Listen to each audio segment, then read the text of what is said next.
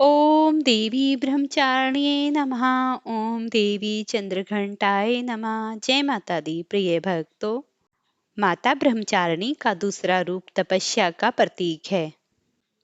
नवरात्रि के दूसरे दिन माता ब्रह्मचारिणी, जिनका एक नाम अनेक जीवन में तप, शक्ति और विजय का वरदान दे सकता है, और वहीं तीसरे दिन माता चंद्रघंटा अपने भक्तों के भय मिटाकर सुख, शांति और आशीर्वाद प्रदान करती है।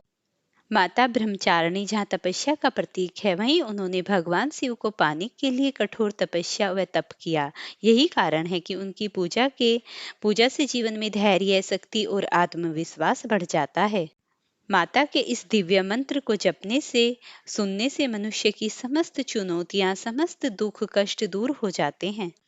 वहीं माता चंद्रघंटा के मस्तक पर अर्धचंद्र है, और वहीं उनकी घंटी की आवाज से सभी दुष्ट शक्तियां भाग जाती हैं। उनकी पूजा से भय दूर होता है, घर में शांति आ जाती है। ओम देवी चंद्रघंटाय नमः। ओम देवी चंद्रघंटाय नमः।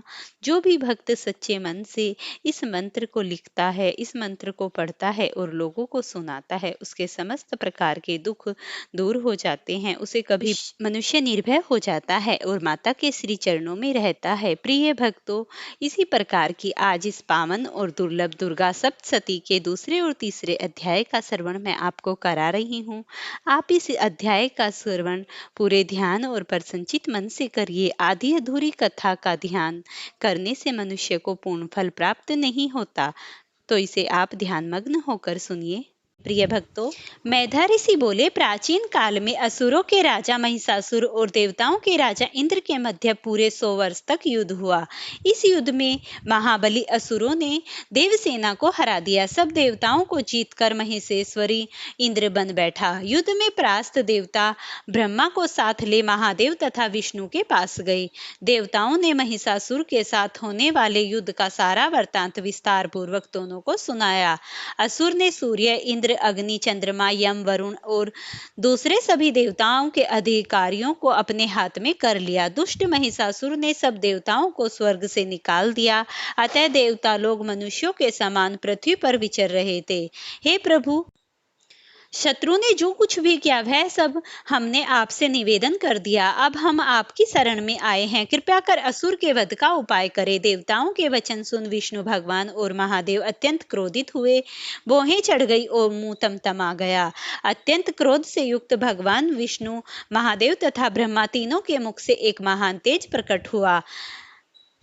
अन्य इंद्र आदि देवताओं के शरीरों से भी महान तेज प्रकट हुआ और वह सब एक तेज स्थान पर इकट्ठा हो गया। वह तेज पुंज जलते हुए पर्वत के समान हो गया और उस ज्वाला की दीप्ति सब दिशाओं में फैल गई। सब देवताओं के शरीरों से उत्पन्न वह अतुल तेज, जो तीनों लोकों में प्रकाशमान था, स्त्री रूप हो गया। महादेव के तेज से उस स्त्री का मुंह, यम के तेज से केश, विष्णु के तेज से बाहु, चंद्रमा के तेज से दोनों स्तन, इंद्र के तेज से मध्य भाग, वरुण के तेज से जंघा, पृथ्वी के तेज से निस्तंभ, बाहा के तेज से दोनों पैर, सूर्य के तेज से पैरों की उंगलियां, वसुओं के तेज से हाथों की उंगलियां, कुबेर के तेज से नासिका तथा प्रजापति के तेज से उनके दांत उत्पन्न हुए। अग्नि के तेज से तीनों नेत्र, दोनों संध्याओं के तेज से भौहें और वायु के तेज से दोनों कान उत्पन्न हुए। इस प्रकार उपरोक्त तथा अन्य देवताओं के तेज से उस शिवा कल्याणकारी देवी का प्रादुर्भाव हुआ। सब देवताओं के तेज समूह से उत्पन्न इस देवी को देखकर असुर से सताए हुए सभी देवता प्रसन्न हुए। इसके पश्चात शिवजी ने अपने त्रिशूल से एक शूल निकालकर उस देवी को दिया और अपने चक्र से उत्पन्न एक चक्र विष्णु भगवान ने दिया। वरुण ने शंख और अग्नि ने शक्ति दी। वायु ने धनुष और बाणों से भरपूर 2 तस्कर दिए। देवराज इंद्र ने अपने व्रज से उत्पन्न एक व्रज दिया तथा ऐरावत आदि का घंटा दिया। यमराज ने दंडकाल से दंड प्रदान किया और भूपति ने पास दिया। प्रजापति ने रुद्राक्ष की माला और ब्रह्मा ने कमंडल दिया। सूर्य भगवान ने अपनी किरणें देवी के रोमकूपों में भर दी। काल ने खड़ग तथा उन्मत ढाल दी। क्षीर सागर ने सुंदर हार और 2 नूतन वस्त्र, दिव्य चूड़ामणि, कुंडल, कंकण, निर्मल अर्धचंद्र, 2 नूतन वस्त्र, दिव्य चूड़ामणि, कुंडल, सब भुजाओं के बाहु, बंद पैरों के नुपुर, गर्दन में कंठा, सब अंगुलियों के लिए रत्न जड़ी अंगूठियां प्रदान की। विश्वकर्मा ने एक परशु भेंट किया तथा अनेक प्रकार के अस्त्र और अभेद कवच दिए। सिर और हृदय पर धारण करने के लिए कमल के खिले हुए सुंदर फूलों की माला दी तथा समुद्र ने कमल का सुंदर फूल दिया। हिमालय ने एक सिंह सवारी के लिए तथा अनेक प्रकार के रत्न दिए। कुबेर ने सूरा से भरा एक प्याला दिया। शेषनाग ने महामणि विभूति एक नागहार दिया।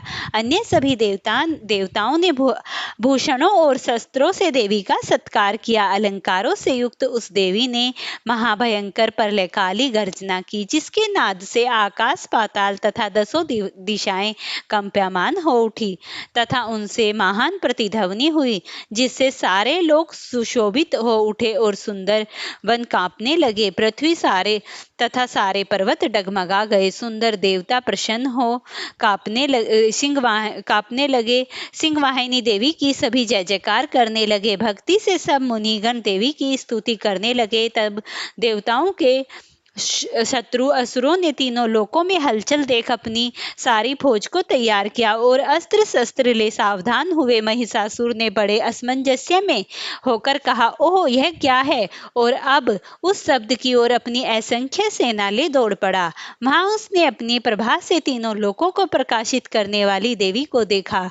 उस देवी के भार से पृथ्वी दबी जा रही थी। उसके मुकुट से आकाश में रेखाएं पड़ती जा रही थी। उसके धनुष की प्रचंडता की टंकार से पाताल आदि सभी लोग कांप रहे थे। वह देवी अपने शस्त्रों भुजाएं सब दिशाओं में फैलाए खड़ी थी। उसके साथ असुरों का युद्ध होने लगा। अनेक प्रकार के अस्त्र शस्त्र चलने लगे। उनकी चमक से सब दिशाएं प्रकाशित हो गई। महिषासुर ने सेनापति महासुर, चिक्षुर अथवा चामर चतुरंगनी सेना ले युद्ध करने लगा। उदर्ग नामक असुर 60,000 रथी अपने साथ ले युद्ध करने लगा। महाहनु नामक असुर 1 करोड़ सेना ले देवी के साथ लड़ने लगा और महाअसुर अशिलोमा 5 करोड़ सेना लेकर युद्ध में प्रवृत्त हुआ।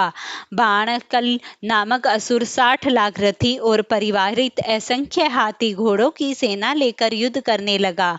बिड़ाल नामक असुर 1 करोड़ 5 लाख रथ ले युद्ध करने लगा।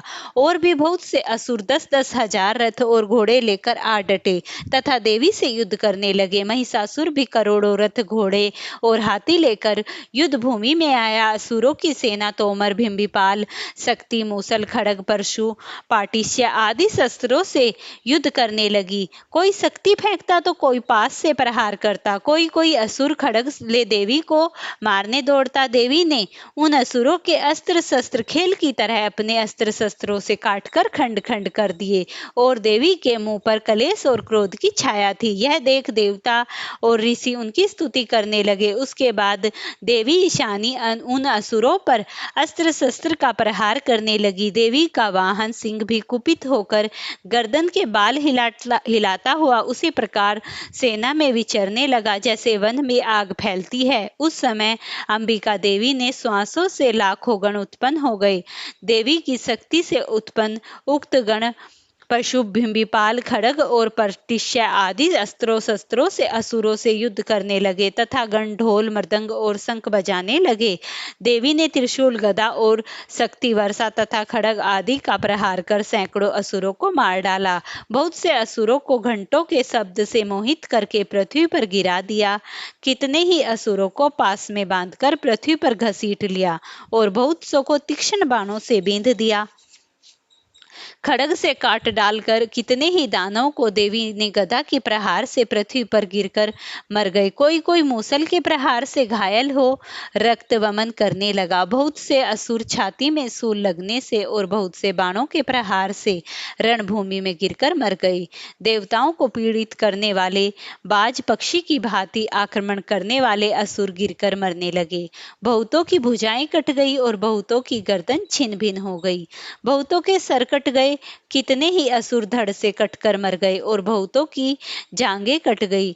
इस प्रकार देवी ने किसी की एक आंख, किसी की एक भुजा काट दी और किसी को आधे धड़ से काटकर 2 खंड में कर दिया। बहुत से असुर सर कट जाने पर भी मरकर फिर उठ खड़े हुए और भयभीत हो तीक्ष्ण आयुध लेकर देवी से युद्ध करने लगे। कितने ही रुंड युद्ध में बाजे की लय के साथ नाचने लगे। सर कटे रुंड खड़ग शक्ति और रिष्टि हाथ में ले खड़ी रह कहते हुए देवी की ओर झपटे। युद्ध स्थल में मरे हुए हाथी घोड़े टूटे हुए रथों और असुरों के रुंड मुंड से भर गया और रुधिर की नदियां बह चली। अंबिका ने क्षण भर में असुरों की सेना का उसी प्रकार नाश कर दिया जैसे सूखे तृण और काठ के ढेर को आग जला देती है। देवी का वाहन सिंह इस तरह गर्दन के बाल हिलाकर गरजता था जैसे मानो असुरों के प्राण निकाल लेता है। देवी ने गण जो असुरों से युद्ध करते थे उन पर देवता फूल बरसाकर उनकी प्रशंसा करने लगे। हर तरफ माता की जय जयकार होने लगी। सभी देवता गण बहुत ही प्रसन्नचित हुए और माता को प्रणाम करने लगे। प्रिय भक्तों, इस प्रकार माता की जय जयकार होते हुए अब आप तीसरे अध्याय का श्रवण कीजिए। पूर्व काल की बात है जब मैधा ऋषि बोले कि इस प्रकार सेना को नष्ट होते हुए देख महिषासुर की सेना का सेनापति चक्षुर क्रोध में भरकर देवी से लड़ने चला। उसने देवी के ऊपर बाणों की इस तरह वर्षा की जैसे मेरु शिखर पर मेरु जल की वर्षा करता है। देवी ने खेल ही खेल में उसके बाणों को काटकर अपने बाणों से घोड़े और सारथियों को मार दिया। तुरंत ही उसके धनुष और ऊंची लहराती हुई ध्वजा को काट डाला और अब उसके शरीर को शीघ्रगामी बाणों से छेद डाला। टूटे हुए धनुष, मरे हुए घोड़े, सारथी वाला तथा रथ से हीन वह असुर खड़ग ढाल वह लेकर देवी की ओर दौड़ा। अपनी पैनी खड़ग का पहला वार सिंह के उस सर पर करके दूसरा अत्यंत वेग से देवी की बाईं भुजा पर किया। हे राजन, भुजा से लगकर असुर की खड़ग टूट गई। तब क्रोध में लाल कर असुर ने सूल उठाया और उस असुर ने सूल को भद्रकाली के ऊपर चला दिया। आकाश से आते हुए सूर्य के समान तेज से प्रकाशमान सूल को देखकर देवी ने अपना सूल छोड़ा जिससे असुर के सूल के सैकड़ों टुकड़े कर असुर को मार दिया। महिषासुर के महाबली सेनापति चिक्षुर के मरने पर हाथी पर सवार होकर चामर नामक एक महादैत्य असुर उसके सम्मुख आकर खड़ा हो गया। जैसे ही उसने देखा कि अंबिका देवी पर शक्ति छोड़ी, जिसको देवी ने अपनी हुंकार से निस्तेज कर भूमि पर गिरा दिया। शक्ति को टूटकर भूमि पर गिरी देखकर असुर ने क्रोध में भरकर सूल चलाया जिसको देवी ने बाणों से काट डाला। इसके पश्चात सिंह उछलकर हाथी के मस्तक पर बैठकर असुर से युद्ध करने लगा। युद्ध करते करते दोनों हाथी के ऊपर से गिर पड़े और अत्यंत क्रोध से भरकर एक दूसरे पर कठिन प्रहार करने लगे। तत्पश्चात सिंह ने कूदकर अपने पंजों के प्रहार से चामर का सर धड़ से अलग कर दिया। उदर्ग को देवी ने शिला और वृक्षादि से मार दिया तथा कराल ने दांत, घूसा आदि और लातों की मार से प्राण छोड़ दिए। देवी ने क्रोध हो गदा की चोटों से उद्धर्त का चूरा कर दिया।